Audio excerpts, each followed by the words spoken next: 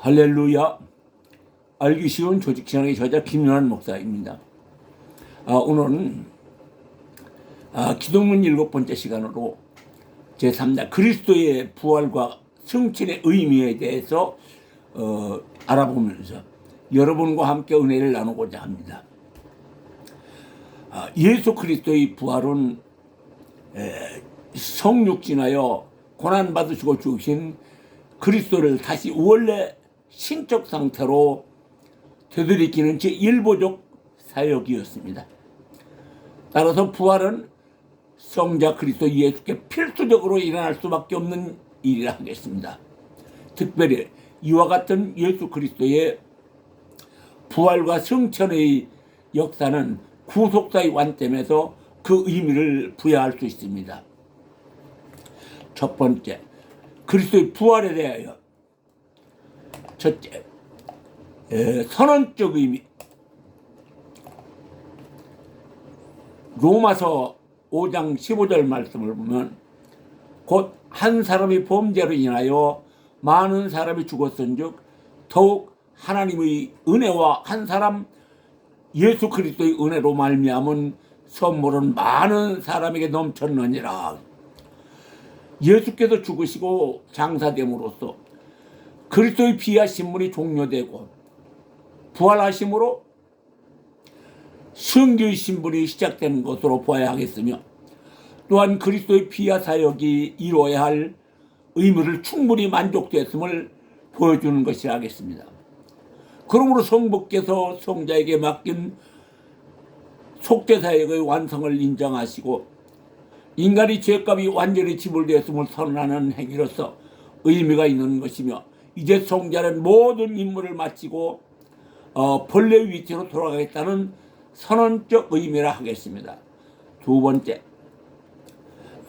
표본적 의미. 로마서 5장 18절 말씀. 그런즉 한 범죄로 많은 사람이 정죄 이룬 것 같이 한 의로운 행위로 말미암아 많은 사람이 의롭다 하심을 받아 생명에 이르렀느니라 하십니다. 에덴 동산에서 인류 조상 아담의 범죄로 모든 인간이 죄의 영향 아래 죄의 영향으로 죽음 아래 있었음을 보여주었듯이 제2의 아담 대신 예수 그리스도의 부활은 장차 성도들이 사망의 권세를 이기고 부활에 참여하게 될 것임을 보여주는 표본적 의미라 하겠습니다. 그러므로 성도들은 예수 그리스도의 부활하신 모습과 말씀을 표본 삼아 믿음으로 얻은 소망을 이루기 위하여 성화되기에 진력해야 한다는 말씀입니다. 성도들이 물과 성령으로 거듭나서 성화되기 위하여 예수님의 부활과 승천의 의미에 대하여 성령을 구속사적으로 헤아리고 진리를 가르쳐 성도들이 성화될 수 있는 길이 열립니다. 요한복음 8장 32절, 너희가 진리를 알지니 진리가 너희를 자유케 하리라 하였습니다. 요즘 예배를 보면은 웃고 즐기는 목표로 사람들을 많이 모은다고 해도 사람이 변하여 성도가 되고 거듭나는 것이 아닙니다. 진리를 가르쳐 예수 그리스도의 구속사역을 확실히 알게 하여 성도들이 마음과 생각이 변하여 스스로 선을 행하게 하여 마음의 평안을 얻고 물과 성령으로 거듭나는 것이 무엇인가를 헤아리고 알게 하여 성도들이 거듭난다는 논리입니다. 구약성경 요엘서 2장 11절 말씀을 보면 너희는 옷을 찢지 말고 마음을 찢어라. 호세아서 6장 6절 말씀을 보면은 나는 제사를 원치 않고 하나님 아는 것을 원하노라. 이 말씀들을 보면 즉 형식주의에 매달리지 말고 하나님을 아는 지식을 쌓으라는 말씀입니다. 그러면 신약성경 요한복음 17장 3절 영생은 참 유일하신 하나님과 그 보내신 자 예수 그리스도를 아는 것이니이다. 야고보서 2장 17절에는 행함이 없는 믿음은 그 자체가 죽은 것이라 하였습니다. 이는 구약이나 신약이라 하나님의 지식을 아는 것이 가장 중요하다는 말씀입니다. 지도자들이 조직지략을 바르게 숙지하면 예수님의 구원사역을 확실하게 구속사적으로 헤아릴 수가 있고, 성경 어디를 읽어도 하나님이 구속사역을 깨달음으로 설교에 자신감이 생길 것입니다.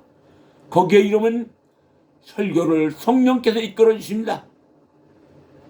그러면 성도들이 마음이 성령에 감동되어 스스로 말씀을 분별하여 깨닫게 되고 생각이 변하고 행동이 변하게 될 것입니다.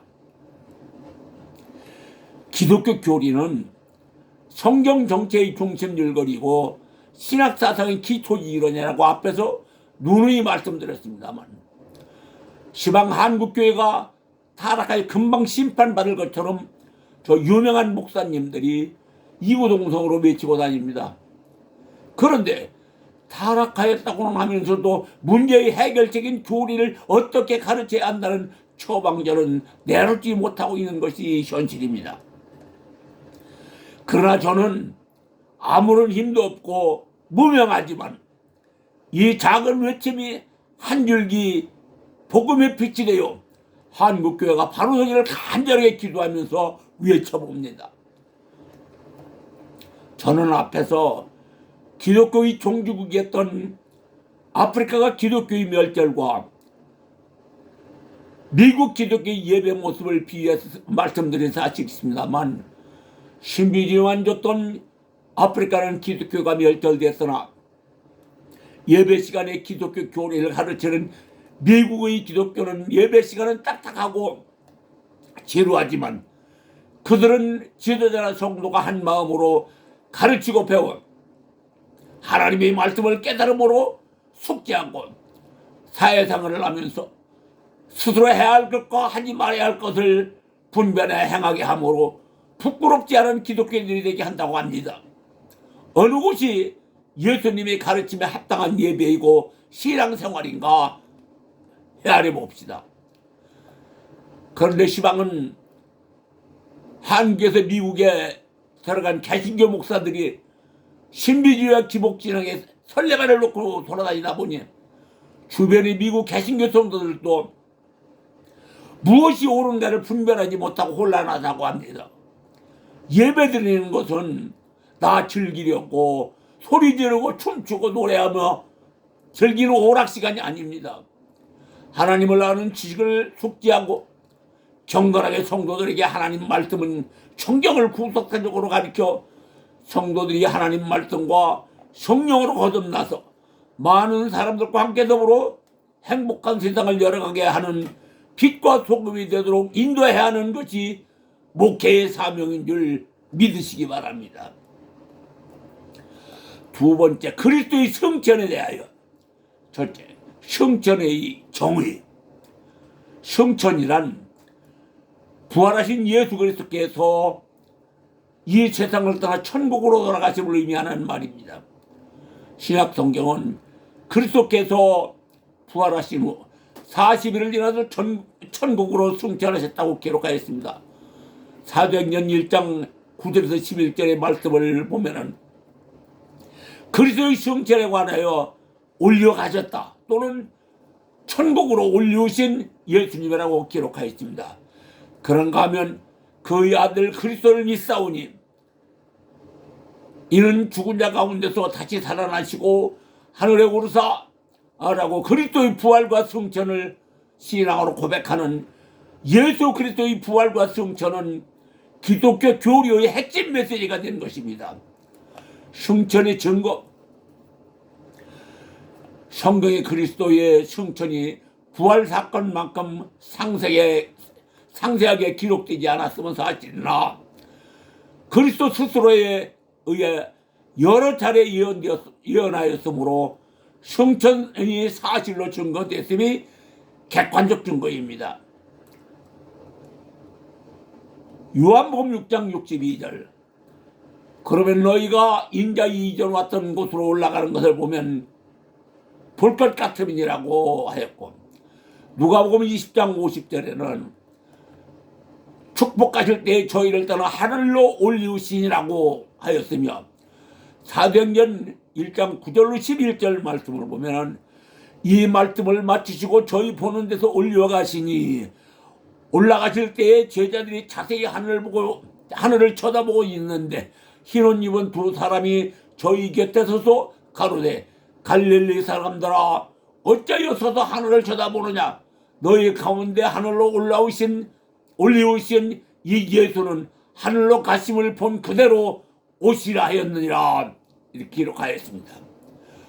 복음서와 역사서의 말씀은 성체를 이중으로 기록되었으며 부활을 부인하고 이를 전파하는 자들을 박해하던 사도 바울조차도 서신서에 여러 차례 언급되므로 이 사실이 기독교 성립의 충치적 메시지의 교리로 반영하였습니다.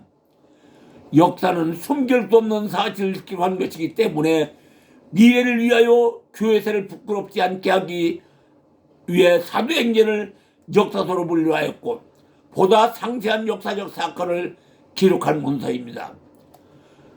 사도행전은 예수 그리스도의 부활 승천은 숨길 수 없는 역사적인 사실들을 기록한 문서이므로 제대로 배우고 규례를 익히면서 우리도 믿음의 결국을 이루고 주님의 나라에 가기에 부끄럽지 않기 위하여 하나님의 말씀 중심 메시지를 부지런히 배우고 숙지하여 미래에 다가올 부활에 산 소망을 이룰 수 있다는 말입니다.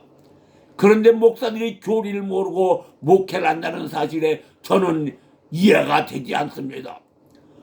부활에 산 소망을 이루기 위한 노력으로 말씀의 다름질을 놓지 말고 진리를 알기 위하여 진력해 교리를 알 수가 있게 하는 말입니다. 세 번째, 성천의 성결. 마태복음 24장 26절. 주 예수께서 말씀을 마치신 후에 하늘로 올리우사 하나님 우편에 앉으시니라. 사도행전 1장 11절은 부활하신 지 40일 후 예수 그리스도는 여러 사람이 지켜보는 가운데 천사의 호의를 받으며 승천하셨다고 하였습니다.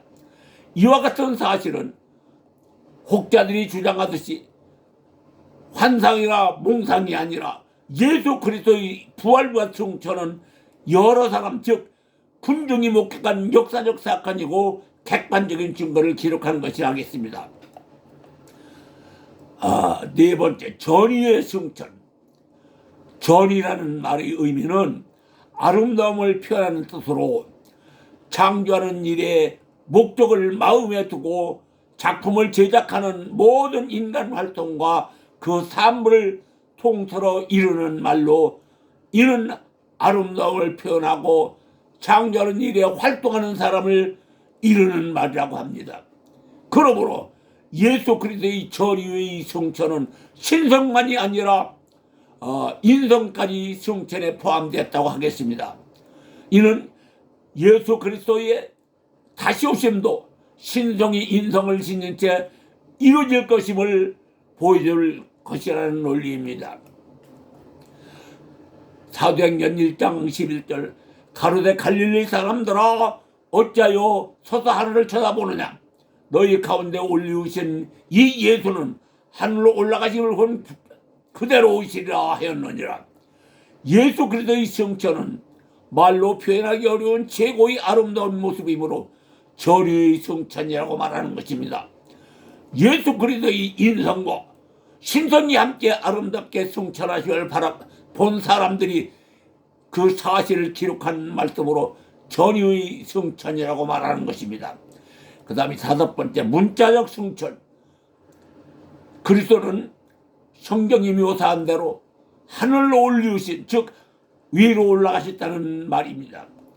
이처럼 승천은 영적인 의미나 상징적 의미로만 해석되어서는 안 되며 분명한 문자로 성경에 기록한 말씀 그대로 인성과 신성이 함께 사람들이 보는 앞에서 하늘로 올라가신 것입니다. 예수 그리스도의 승천은 사람들에게 보여준 사실을 기록한 역사적인 사건이므로 문자적으로 기록된 역사적 승천이라는 논리입니다. 그 다음에 여섯 번째, 유형적 승천. 요한계시록 1장 7절 말씀을 보면 볼지어다 구름을 타고 오시라. 각인의 눈이 그를 보겠고 그를 찌른 자도 볼 터이요. 땅에 있는 모든 족속이 그를 인하여 애곡하리니 그러하리라. 아멘. 이 말씀을 보면 유영적 성천은 영적 식별력이 있는 사람에게는 보인 것이 아니라 모든 사람이 목격할 수 있는 가견적 형태로 이루어졌다는 말씀입니다. 그러므로 그리스도 재림 역시 유영적 형태로 이루어질 것이라는 의미로 그리스도는 갈릴리 많은 사람들이 보는 앞에서 다시 오실 것을 약속하고 승천하셨습니다. 이는 재림에도 승천하실 때 모습 그대로 유영적으로 오실 것임을 예언한 것이라 하겠습니다. 우리가 예수 그리스도에 대한 역사적 기록들을 열심히 배우고 익히면 부활에 산 소망을 열어가는 견고한 신앙인으로 성장하게 될 것입니다. 그러므로 그리스도의 사역은 2000년 전의 사건으로 그치는 것이 아니라 주님 재림하시는 그날까지 예수 그리스도는 영원한 현재라는 저만의 논리입니다.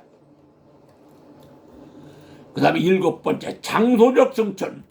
사도행전 1장 9절 말씀을 보면 이 말씀을 마치시고 저희 보는 데서 올리와 가시니 구름이 저를 가리워 보이지 않게 하더라.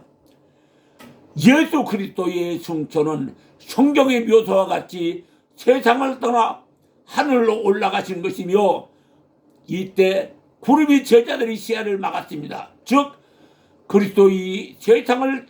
그리스도는 세상을 떠나 처소를 예비하려고 하늘에 오르신 공간적 의미에서 장소적 승천이라 표현하는 것입니다.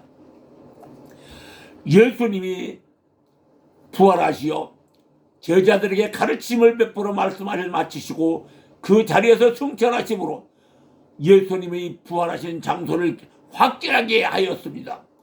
예수께서 승천하신 장소까지 세밀하게 기록된 것을 이야기까지는 쉬운 것처럼 보일 수도 있지만 그러나 체계적이고 조직적으로 저술된 조직적인 기독교 교리를 인지하지 않으면 잘 이해하기 어렵습니다. 기독교 교리를 습득하고 나면 하나님의 말씀을 은혜로 여기게 되고 이를 믿음으로 신앙이 성장하여 기독교 교리를 알게 될 것이며 구원받아 천국에 가는 길이 열리게 될 것이라는 논리입니다. 세 번째, 그리스도의 성기에 대하여. 그리스도의 성기란 중보자 그리스도께서 속죄의 사역을 완성하시고 율법의 지배로부터 완전히 벗어나 하나님께서 합당한 존귀와 영광을 부여해 주시는 상태로 처음 지위를 회복하심을 의미하는 말입니다. 첫째, 성기의 성경적 근거.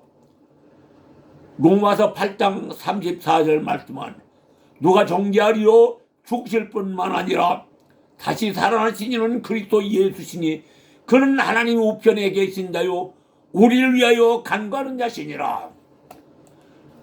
예수 그리스도의 원래 신물이 복귀인 성기에 대하여 성경은 보다 확실하고 분명하게 기록하고 있습니다.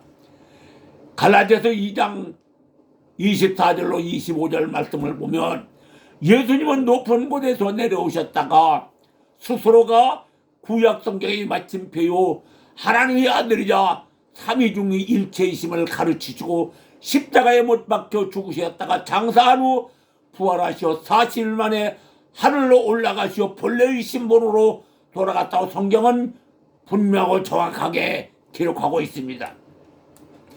그런가 하면 빌립보서 2장 9절로 11절 말씀을 보면 이름으로 하나님이 그를 지극히 높여 모든 이름에 뛰어난 이름을 주사 하늘에 있는 자들과 땅에 있는 자들과 땅 아래에 있는 자들로 모든 무릎을 예수의 이름에 꿇게 하시고 모든 입으로 예수 그리스도를 주라 시인하여 하나님 아버지께 영광을 돌리게 하셨느니라.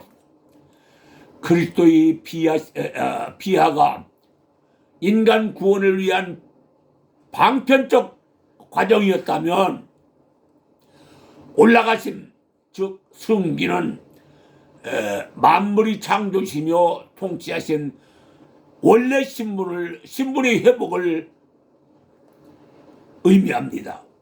그러므로 승기는 그리스도께서는 잠시 동안 보류하신 제2위의 하나님으로 신분을 되찾으신 것이며 구속 언약에 따른 만물의 통치권이 다 위임되었다는 말씀입니다. 마태복음 28장 18절로 20절 말씀을 보면은 예수께서 나와 일러가라사대 하늘과 땅의 모든 권세를 내게 주셨으니 그러므로 너희는 가서 모든 족속으로 제자를 삼아 아버지와 아들과 성령의 이름으로 세례를 주고 내가 너희에게 분부한 모든 것을 지키게 하라. 볼지어다 내가 세상 끝날까지 너희와 항상 함께 있으리라. 이 말씀은 사단이 가져갔던 사망의 권세가 예수께 환원되었으므로 구원받을 수 있는 이름이 예수 그리스도 이름 외에는 없다는 사실을 증가하는 말씀입니다. 사랑하는 성도 여러분, 그리고 목회자 여러분, 예수 그리스도의 부활 승천과 승기는 우리가 지금까지 배운 성경대로 변할 수 없는 역사적인 사건이고 많은 사람이 목격한 대로 사실적인 사건의 기록입니다. 우리는 미래를 위하여 역사를 바르게 배우고 숙제했을 때 미래의 바른 길이 열릴 것입니다. 우리 모두가 주님의 예언하신 말씀을 헤아릴 수 있는 영안이 열림으로 부활의 산 소망을 이루기 위하여 끊임없이 교리를 숙제하시기 위해 진력하시는 성도들이 다 되시기를 예수님의 이름으로 축원해 드리겠습니다. 아멘. 오늘은 여기까지만 하겠습니다. 지금까지 김연한 목사였습니다.